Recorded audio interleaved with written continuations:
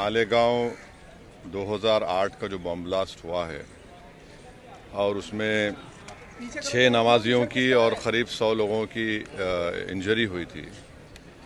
पहले मुंबई एटीएस ने, जिसको इन्वेस्टिगेट कर रहे थे हेमंत करकरे साहब, शहीद हेमंत करकरे, और उसके बाद वो इन्वेस्टिगेशन गए एनआईए के पास।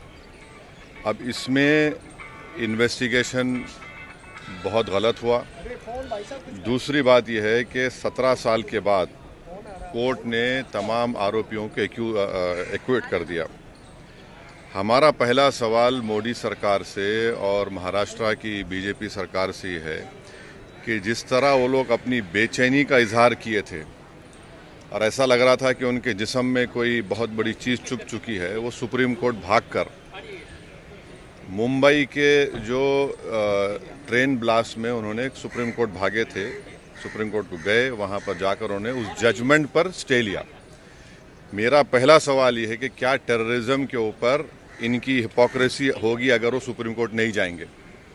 क्या वो सुप्रीम कोर्ट को जाएंगे? दूसरा ये है कि मिलिट्री ग्रेड आरडीएक्स वहाँ पर इस्तेमाल हुआ, ये एनआईए ने अपनी चार्जशीट में कहा। अब ये मिलिट्री ग्रेड आरडीएक्स इस्तेमाल हुआ तो फिर ये कहाँ से आया? भाई 2006 का बॉम्ब ब्लास्ट मालेगांव का 2 हुए, 2006, 2008।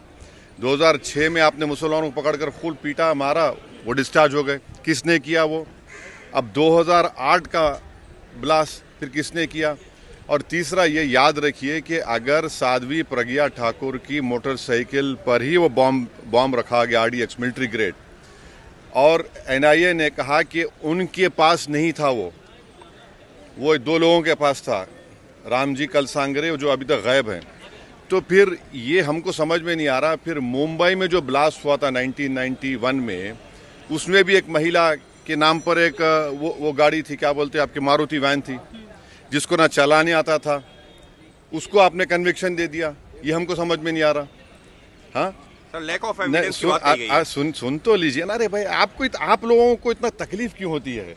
अरे आप नहीं, आप खुल के बोल दीजिए कि आप अरे सुन तो लीजिए ना। आपको बड़ी पेट में दर्द क्यों हो रहा है? अरे ऐसा लगता है तो फिर अपनी बात कर लीजिए, अपने आकाशवाणी कर लीजिए। 2016 में रोहिणी सालियान ने क्या कहा था? मैंने नहीं कहा कि उन पर प्रेशर डाला गया कि वो सौंप जाए उसके ऊपर। फिर 2017 में चार्जशीट में एनआईए डालती है, साध्वी प्रज्ञा ठाकुर का नाम नहीं था उसमें।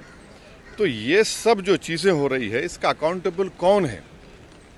समझौता ब्लास्ट किसने किया नहीं मालूम, मक्का मस्जिद का ब्लास्ट किसने किया नहीं मालूम, मुंबई ट्रेन ब्लास्ट किसने किया नहीं मालूम, 2006 मालेगांव किसने किया नहीं मालूम, 2008 किसने किया नहीं मालूम। तो फिर कौन है? अगर वाकई में जिन लोगों ने ये किया है वो तो खुले फिर रहे हैं। फिर हम मोटा मोटा सवाल यही कर रहे हैं कि क्या मोदी सरकार, क्या महाराष्ट्र की सरकार सुप्रीम कोर्ट जाकर इस जजमेंट पर स्टे लगाएगी नहीं लगाएगी?